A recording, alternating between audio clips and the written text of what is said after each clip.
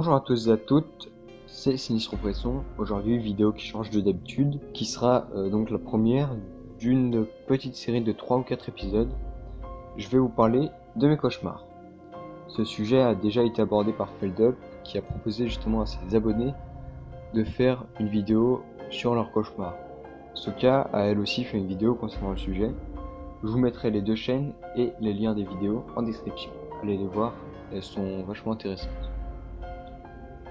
Pour mon premier cauchemar, je vais vous parler d'une de mes pires phobies, le noir. Non, je ne ferai pas de blagues racistes. J'ai actuellement 14 ans, et toujours autant, voire plus peur que quand j'étais plus petit du noir.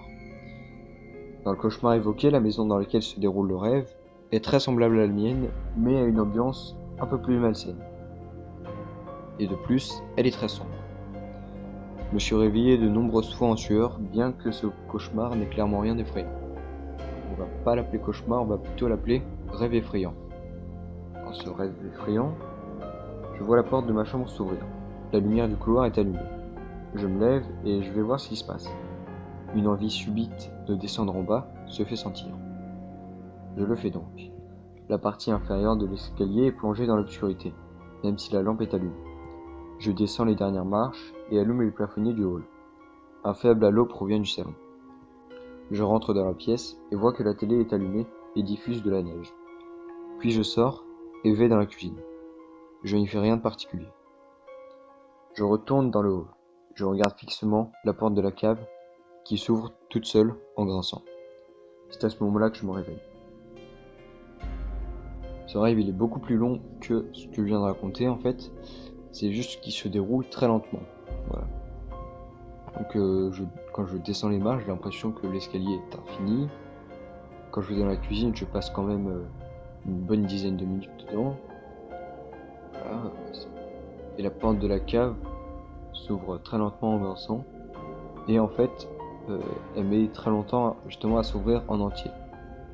C'est pour ça que ce rêve prend parfois toute une nuit à se faire. Oui, c'est vachement long. Ouais. Il y avait un autre cauchemar assez effrayant pour moi, que je faisais encore récemment. En CM2, je me rappelle qu'il y avait eu un enlèvement dans notre ville. Un garçon de mon âge, je crois donc 11 ans. J'avais pas mal flippé, surtout que c'était en hiver et que le soleil se couchait tôt. Du coup, je rentrais le plus vite possible. Je n'attendais pas mes amis. D'ailleurs, je sais même pas s'ils étaient au courant. 2 jours après l'enlèvement, je fis un cauchemar traumatisant. Une petite silhouette était assise par terre dans une pièce sombre. Elle était enchaînée à un vieux radiateur rouillé. Ses yeux étaient bandés à l'aide d'un chiffon sale. Des larmes coulaient sur ses joues. Une porte s'ouvrit et le sol carrelé couvert de crasse fut visible pendant quelques instants. Une ombre cacha la lumière et entra dans la pièce, refermant la porte derrière elle. C'était un homme grand, large, d'âge moyen. Quelqu'un d'ordinaire, mais il y avait quelque chose de malsain dans sa façon d'être. Il portait une chemise bleu ciel dont les manches étaient retroussées, laissant voir ses bras poilus et musclés. Ses mains étaient larges, ses doigts courts et puissants.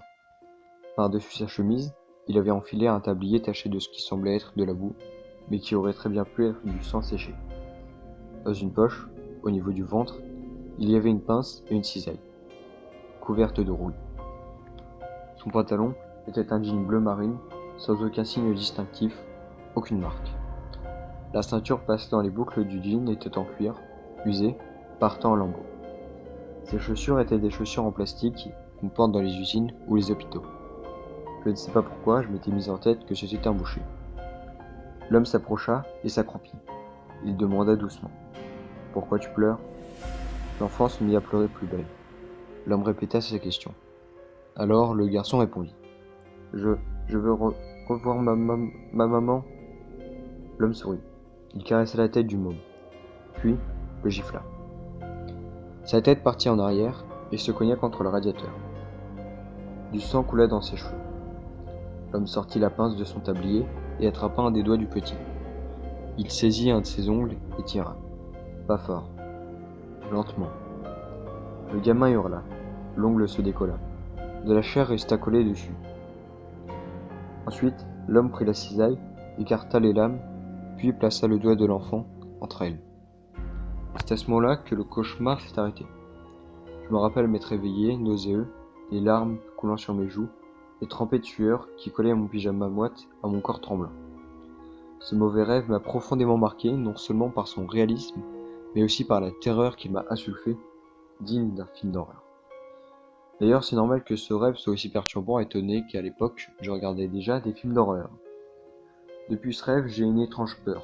Pas une phobie, loin de là, mais quand même une peur qui est assez présente dans la vie de tous les jours. Donc cette peur, c'est d'être suivi par un inconnu alors que le soleil est couché et que la rue est vide. Au début, je suis pas le seul. Hein. Là, après ce qui s'est passé, c'est assez traumatisant. Autre cauchemar beaucoup plus récent, mais qui m'a carrément fait flipper. Donc j'ai fait ce mauvais rêve cet été. On y voyait deux hommes au visage identique sur ce qui ressemblait à un plateau de télévision. La scène était un peu floue, comme si on la visionnait sur une cassette. L'homme numéro 1, assis à droite, avait un visage un peu bronzé, des cheveux blonds s'arrêtant à la nuque et, détail que j'ai retenu, des grandes lunettes carrées, comme on en portait dans les années 80. Il avait un costume rose pastel, pantalon et veste, une chemise de la même couleur et une cravate rouge. Ses chaussures noires étaient cirées et renvoyaient exagérément la lumière des projecteurs. Dans sa main gauche, il tenait un pistolet qui m'était inconnu. On aurait dit un Glock, mais le canon était beaucoup plus allongé. Face à lui, l'autre homme, que j'appellerais l'homme numéro 2, à tout point semblable avec le premier, sauf que celui-ci portait une chemise bleu ciel à manches retroussées, une cravate noire, un pantalon de costume noir et des chaussures marron, reflétant elle aussi la lumière. Son visage était luisant de sueur et il l'essuyait constamment avec un mouchoir en tissu. Lui tenait un pistolet qui m'était aussi inconnu que l'autre. Il ressemblait à un magnum en plus grand. La main droite tenait le flingue et elle tremblait sous le coup d'un stress intense. Des écrans accrochés au mur affichaient simplement un fond bleu. L'homme numéro 2 regarda l'homme numéro 1 et ses lèvres se tirèrent en un sourire vacillant. Celui-ci se transforma en rire. Il mit le faux magnum dans sa bouche, le canon heurtant les dents, lorsqu'il riait. Il s'arrêta brusquement et appuya sur la détente. Du sang gicla de sa bouche, tachant le sol ou coulant sur son menton. Néanmoins, l'homme semblait aller bien. Il retira le canon ensanglanté de sa bouche et se remit à rire. Il tituba comme une personne ivre. Son rire était de plus en plus saccadé. Il se figea comme une statue, puis écarquilla les yeux, s'écroula sur le sol. L'homme numéro 1 regardait en souriant le cadavre de son camarade. Il tendit son bras qui tenait le Glock bizarre et se mit à tirer dans la tête de son clown. De la cervelle tachant le bas de son pantalon et du sang l'atteignit au visage. Je me suis réveillé en sueur et j'ai eu beaucoup de mal à me rendormir. Il faut savoir que quand je suis en train de marcher dans la rue et qu'une personne promenant son chien est derrière moi, je suis un peu mal à l'aise. C'est dû au cauchemar ci-dessous. Je marche sur un chemin de campagne avec un champ de part et d'autre. Je me retourne et vois à environ 300 mètres un homme avec son chien, une race qui m'est totalement inconnue. Je continue ma route, pendant 15 minutes, je marche ainsi. Les champs sont toujours là, le paysage ne change pas. Puis j'entends le chien qui aboie. Je regarde derrière moi et vois l'homme se faire attaquer. Le chien lui laboure le torse avec ses griffes. Comme s'il avait senti ma présence, il tourne la tête vers moi. Il abandonne l'homme et se met à courir vers moi. Je sprinte le plus vite possible, mais l'animal me rattrape. Je décide de me réfugier dans un champ. Je brise les tiges sur mon chemin. Le chien finit par me rattraper et me mord le mollet. Je tombe et le canidé s'attaque à mon ventre, qu'il essaye de déchiqueter avec ses dents. Je tente de le repousser, mais il revient à la charge.